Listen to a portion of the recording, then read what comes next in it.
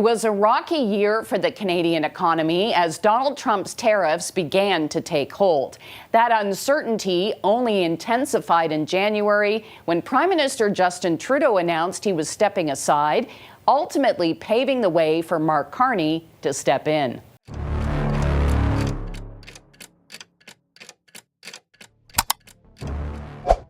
Certaines décisions de politique économique ne modifient pas seulement les indicateurs, elles redessinent les normes institutionnelles avec des effets à long terme. En octobre 2018, la direction de General Motors a confirmé, dans un communiqué interne envoyé simultanément à Détroit, Washington et Ottawa, que 5 sites industriels en Amérique du Nord ne recevraient plus d'allocations de production. Parmi celles-ci figurait l'usine de Lordstown, dans l'Ohio, et le complexe historique d'Oshawa, au Canada.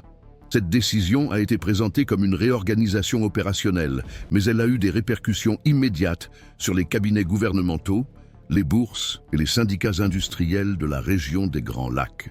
C'était le début d'une réponse corporative à une série de mesures adoptées par le gouvernement américain en vertu de la section 232 du Trade Expansion Act, une loi datant de la guerre froide, réinterprétée pour justifier des droits de douane sur l'acier et l'aluminium importés de pays alliés historiques, dans le but déclaré de stimuler la production nationale et de renforcer la sécurité nationale. L'impact de cet épisode ne s'est pas limité à ce qui s'est passé dans la salle à ce moment-là. General Motors, une entreprise centenaire ancrée dans la logique d'intégration continentale de l'industrie automobile, fonctionnait avec des chaînes de production synchronisées entre les États-Unis, le Canada et le Mexique. Les pièces fabriquées à Windsor traversèrent la frontière pour être partiellement assemblées dans l'Indiana avant d'être finalisées à San Luis Potosí. Ce système, calibré au fil des décennies, a été conçu sur la base de la fluidité. L'introduction brutale de droits de douane sur des intrants essentiels, tels que l'acier laminé de haute précision et l'aluminium structurel, a modifié les calculs élémentaires de la production. Chaque passage de frontière entraînait désormais un coût supplémentaire. Le concept de chaîne de montage étendue a cédé la place à une logique de contention. La conséquence immédiate a été la nécessité d'ajuster les centres industriels exposés à cette nouvelle incertitude. Les autorités canadiennes ont interprété ce mouvement comme le signe d'un dysfonctionnement plus large du modèle de coordination continentale. En novembre de la même année, le Parlement de l'Ontario a organisé une session extraordinaire pour évaluer les risques de désindustrialisation et a convoqué des représentants de General Motors pour des témoignages publics. Au Congrès américain, les parlementaires des deux partis ont commencé à remettre en question l'efficacité du régime tarifaire adopté, mais sans parvenir à un consensus sur d'éventuelles révisions. Le ministère du Commerce a maintenu sa position selon laquelle des ajustements étaient nécessaires pour garantir un avantage stratégique à long terme. Parallèlement, le marché réagissait avec hésitation. Les prévisions d'investissement dans les nouvelles technologies de propulsion électrique ont été reportées par plusieurs constructeurs automobiles. L'incertitude fiscale et logistique empêchait toute planification à moyen terme. L'épisode de Lordstown et d'Oshawa a rapidement dépassé les limites d'une décision administrative interne d'une entreprise privée. Il est devenu le symbole d'une rupture dans l'équilibre entre la politique commerciale et la structure productive. La rhétorique de la réindustrialisation s'est heurtée, dans la pratique, à un obstacle inattendu, la complexité même du système qu'elle entendait réformer. Au cœur de cette friction se trouvait une chaîne de production sensible au temps, au coût et à la prévisibilité, 3 variables profondément affectées par la refonte unilatérale des règles du jeu. La fermeture d'usines, bien que présentée comme une mesure temporaire ou technique, a mis en évidence un dilemme institutionnel. Dans quelle mesure la politique publique peut-elle prévaloir sur la logique opérationnelle des entreprises sans compromettre les objectifs mêmes qu'elle prétend poursuivre? La réponse à cette question ne viendrait pas sous la forme de déclarations officielles, mais dans le comportement ultérieur des entreprises, des gouvernements locaux et des acteurs internationaux. Le cas de General Motors a inauguré un cycle de réévaluation des priorités en matière de localisation industrielle. Le Canada, directement touché par la décision de fermeture à Oshawa, a entamé des discussions discrètes avec les dirigeants du constructeur automobile afin d'explorer d'autres voies de reconversion productive. Aux États-Unis, le climat de tension s'intensifiait. La politique tarifaire, qui visait à induire une relocalisation, commençait à produire des distorsions dont la portée n'était pas encore pleinement mesurée. L'interdépendance qui avait soutenu l'efficacité continentale se transformait en vulnérabilité. Cette affaire a continué d'être interprétée comme un signe de changement de direction, non seulement pour General Motors, mais aussi pour le modèle d'intégration qui a soutenu l'industrie automobile américaine tout au long de l'après-guerre. La décision d'octobre 2018 n'était pas seulement administrative, elle représentait un écart perceptible dans l'alignement traditionnel entre le gouvernement fédéral, les grands employeurs et les systèmes réglementaires trilatéraux. Et bien que les effets directs aient touché des localités spécifiques telles que Lordstown et Oshawa, les signaux émis ont atteint l'ensemble de la chaîne de valeur. Il n'était plus possible de présumer de la stabilité dans un environnement où la prévisibilité fiscale et commerciale était devenue l'objet d'une dispute politique interne. La discussion a ainsi dépassé le domaine économique pour entrer dans la sphère de la planification institutionnelle. Les organisations syndicales ont commencé à inclure des clauses de sauvegarde tarifaires dans leurs négociations. Les gouvernements infranationaux ont cherché de toute urgence à attirer les investissements au moyen de mesures incitatives fondées sur des promesses de stabilité. Et sur la scène internationale, les partenaires commerciaux ont commencé à réévaluer les fondements de la coopération productive avec les États-Unis. La question qui planait sur l'avenir de l'intégration industrielle américaine ne concernait pas seulement le volume de production ou le nombre d'emplois, mais aussi la logique de gouvernance qui sous-tend le système. Le retrait progressif de la composante de prévisibilité juridique a reconfiguré les incitations et poussé les entreprises à prendre des décisions défensives. Dans de tels scénarios, le suivi continu et l'analyse minutieuse des développements institutionnels aident à distinguer les mouvements conjoncturels des changements structurels. C'est précisément le type d'observation que nous cherchons à offrir ici, sous forme éditoriale, mais fondée. C'est dans ce contexte que les institutions ont commencé à agir non seulement en réaction, mais aussi en tant que vecteurs de réalignement. Face à la menace concrète d'une désintégration productive, le gouvernement canadien a activé des mécanismes interministériels qui avaient été mis en place lors des négociations de l'accord entre le Canada et l'Union européenne. L'objectif initial était de cartographier les vulnérabilités industrielles et de proposer des voies de reconversion.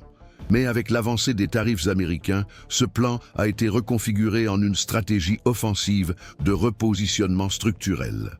Dans le même temps, le ministère des Ressources naturelles et le secteur du commerce international ont intensifié leur coopération avec les autorités provinciales, en particulier en Ontario et au Québec, deux régions historiquement liées à la chaîne automobile. À partir de là, le débat n'a plus porté uniquement sur la question du lieu de production, mais est devenu une dispute sur le modèle institutionnel le plus à même d'offrir une stabilité productive à long terme. Alors que la politique commerciale des États-Unis oscillait entre des mesures unilatérales et des menaces publiques de révision des contrats, le gouvernement canadien consolidait un discours axé sur la prévisibilité réglementaire, l'accès aux minéraux stratégiques et l'alignement sur des directives environnementales compatibles avec les nouvelles exigences du secteur. Ce contraste n'était pas seulement rhétorique. Dans les forums multilatéraux, tels que le G7 et l'Organisation mondiale du commerce, le Canada a commencé à faire valoir que son approche intégratrice offrait aux entreprises mondiales un environnement moins sujet à des perturbations brutales. Cette convergence aide à comprendre pourquoi, en 2019, plusieurs projets industriels initialement destinés aux États du Midwest américain ont été réévalués. Un exemple emblématique est celui de l'usine LG Energy Solution, en partenariat avec Stellantis. Initialement envisagée pour le Michigan, l'usine a finalement été implantée à Windsor, en Ontario. Selon des documents rendus publics par la suite, le facteur décisif n'était pas seulement le paquet de subventions, mais aussi la perception que la stabilité contractuelle canadienne offrait un risque moindre de révision unilatérale à l'avenir. Le même raisonnement est apparu dans les rapports internes de Volkswagen, lorsque l'entreprise a choisi St. Thomas, également en Ontario, comme siège de sa première gigafactory de batteries sur le continent. Ces décisions d'entreprise, bien que prises de manière pragmatique, ont fini par révéler quelque chose de plus large, un changement dans l'axe de confiance institutionnelle. L'environnement commercial, traditionnellement plus robuste aux États-Unis, a commencé à être considéré avec réserve en raison de l'imprévisibilité des décisions fédérales.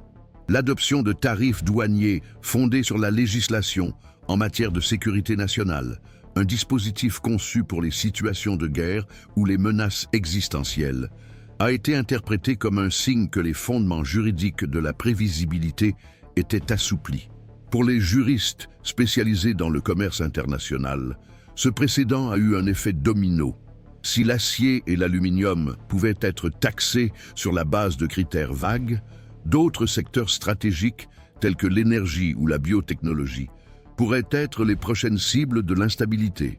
C'est dans ce contexte que la refonte de l'accord de libre-échange nord-américain prend une importance supplémentaire.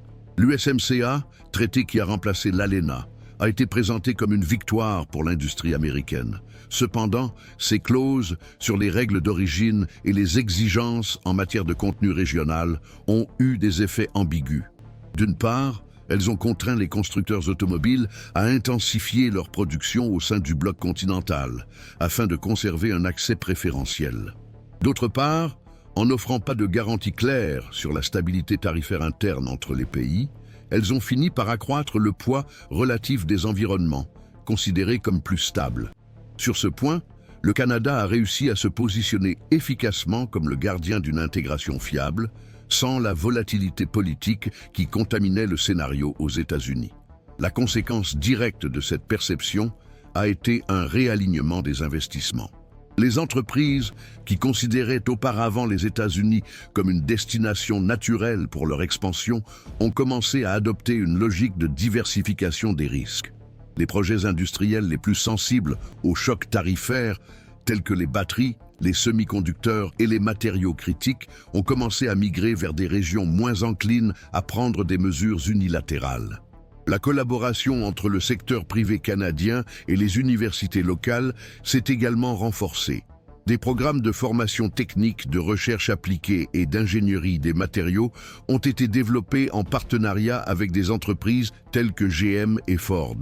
Ce mouvement a consolidé ce que certains analystes ont commencé à appeler la ceinture des batteries, une bande territoriale entre Windsor et Montréal qui offrait à la fois une infrastructure logistique, une main-d'œuvre qualifiée, des incitations fiscales et un accès direct à des minéraux tels que le lithium, le cobalt et le nickel. Cet environnement intégré, alimenté par des décisions publiques coordonnées, contrastait avec la fragmentation observée dans plusieurs États américains. Les initiatives locales visant à stimuler l'industrie verte se heurtaient souvent à des obstacles fédéraux, à des changements de priorité ou à des disputes partisanes. Pendant ce temps, la politique canadienne, même au milieu de désaccords idéologiques, parvenait à maintenir une ligne de continuité stratégique. L'alliance ponctuelle entre le gouvernement fédéral dirigé par Justin Trudeau et le gouvernement conservateur de l'Ontario, sous Doug Ford, en est un exemple. Tous deux divergeaient sur pratiquement tous les fronts, mais convergeaient dans leur perception que la fenêtre d'opportunité ouverte par la désorganisation institutionnelle américaine exigeait une réponse unifiée. Ces épisodes n'étaient pas seulement des mouvements techniques de politique industrielle. Ils ont révélé une dynamique de reconfiguration institutionnelle dans laquelle la prévisibilité est devenue l'atout le plus précieux. Des entreprises comme General Motors, qui avaient été contraintes de relocaliser leur production aux États-Unis pour éviter les droits de douane, ont commencé à voir dans leurs partenaires canadiens un moyen de résilience. La contradiction était évidente. Alors que le discours visait à protéger l'industrie nationale par des barrières, la pratique montrait que la rigidité de ces barrières poussait les investissements vers des territoires plus adaptables. Lorsque l'on observe l'accumulation de ces mouvements, des renégociations contractuelles à l'attraction de nouvelles usines, de la formation de consortiums miniers à la réorientation des chaînes logistiques, ce qui ressort est une ligne continue de réalignement institutionnel en réponse à un environnement volatile. Et bien que bon nombre de ces effets soient encore en cours, les signaux émis ont déjà considérablement modifié la géographie des décisions stratégiques dans le secteur automobile. Il ne s'agit pas seulement du nombre d'usines en activité de chaque côté de la frontière, mais aussi de savoir qui contrôle les composants les plus critiques pour l'avenir de la mobilité. C'est précisément pour comprendre ces mouvements et reconnaître les modèles institutionnels au milieu d'événements dispersés que des analyses comme celle-ci prennent toute leur importance. Pour chaque épisode documenté, l'objectif est non seulement d'offrir une lecture de ce qui s'est passé, mais aussi une perspective pour accompagner ce qui pourrait arriver. Il existe différentes interprétations quant au degré de réversibilité de la perte de centralité industrielle des États-Unis en Amérique du Nord. Pour certains analystes, les récentes mesures prises par le ministère de l'Énergie et les programmes d'incitation à la production de véhicules électriques constituent des efforts concrets pour repositionner l'industrie à un niveau de compétitivité renouvelé. D'autres experts observent que la réorganisation des chaînes d'approvisionnement a déjà progressé dans une direction difficile à inverser. L'exemple de General Motors illustre bien ce dilemme. L'entreprise, qui a symbolisé pendant des décennies la centralité industrielle américaine, dépend aujourd'hui d'infrastructures, de matières premières et d'une stabilité réglementaire qui se situe, dans une proportion croissante, en dehors du territoire national. Il n'y a pas de consensus parmi les stratèges d'entreprise sur le modèle de réorganisation qui offre la plus grande résilience opérationnelle. Le débat se concentre sur les liens stratégiques qui ont été redessinés. Le déplacement des usines, bien que visible, ne représente qu'une dimension du processus. Selon les experts en gouvernance industrielle, le transfert de la logique décisionnelle est plus important. De nombreuses usines aux États-Unis fonctionnent avec des intrants critiques provenant du Canada ou dans le cadre de contrats liés à des normes fiscales étrangères. Cette interdépendance, bien qu'elle ne constitue pas une menace isolée, devient une vulnérabilité lorsqu'elle est combinée à l'instabilité institutionnelle. L'introduction des tarifs You don't hand matches to an arsonist, and you don't give power to an angry left-wing. Affaiblissant la confiance à long terme. Les rapports d'évaluation des investissements des fonds de pension et des consortiums internationaux intègrent déjà cette perception modifiée du risque. Des études indiquent que, dans les secteurs à forte intensité capitalistique et à faible mobilité des actifs, tels que celui des véhicules électriques, les décisions erratiques en matière de politique publique ont des effets cumulatifs. Lorsqu'une entreprise choisit de construire une gigafactory de batteries en Ontario plutôt qu'en Ohio, elle ne répond pas seulement à des incitations fiscales temporaires, mais intériorise l'espoir que l'environnement opérationnel sera plus prévisible au cours des 10 prochaines années. Le coût de démantèlement de cette structure est élevé, ce qui rend un retour en arrière peu probable. Ainsi, les avantages conjoncturels ont tendance à se consolider en avantages structurels. D'autre part, certains segments du secteur industriel et de l'administration publique soutiennent que les États-Unis disposent toujours des principaux vecteurs d'innovation, de capital et de consommation. Dans cette perspective, le transfert d'actifs serait temporaire, provoqué par des distorsions tarifaires qui pourraient être corrigées par la mise en œuvre d'une nouvelle politique industrielle. L'hypothèse est que, en consolidant les écosystèmes de technologie propre et de fabrication avancée sur le sol national, les États-Unis peuvent retrouver leur centralité productive, à condition d'offrir une stabilité réglementaire et une clarté contractuelle. La loi sur la réduction de l'inflation et les programmes d'incitation à la production nationale sont souvent cités comme des instruments à cet effet. Les experts les plus sceptiques estiment que les coûts de réversion dépassent déjà les avantages immédiats. En anticipant la transition vers l'électromobilité, le Canada a non seulement consolidé une base productive, mais a également construit un écosystème complet de l'extraction minière au centre de recherche, en passant par les usines de transformation et les chaînes logistiques intégrées. L'avantage concurrentiel s'est déplacé de manière efficace. Des entreprises telles que General Motors, confrontées à des coûts croissants aux États-Unis, ont trouvé dans l'environnement canadien non seulement un refuge, mais aussi un vecteur de croissance. La réactivation des usines à Oshawa et les investissements à Ingersoll reflètent cette stratégie. Les tensions institutionnelles actuelles sont liées à la coordination stratégique. Alors que le Canada maintient une cohérence entre les niveaux fédéral et provincial, les États-Unis restent fragmentés. Des États comme le Michigan et l'Ohio offrent des subventions importantes, mais sont confrontés à des obstacles fédéraux et à des changements de directives qui affaiblissent leur position. La politique protectionniste en matière de tarifs douaniers, qui vise à préserver des emplois spécifiques, a entraîné des coûts élevés et une incertitude prolongée, éloignant les investissements. Cela a provoqué des changements dans les attentes qui touchent précisément les bénéficiaires visés.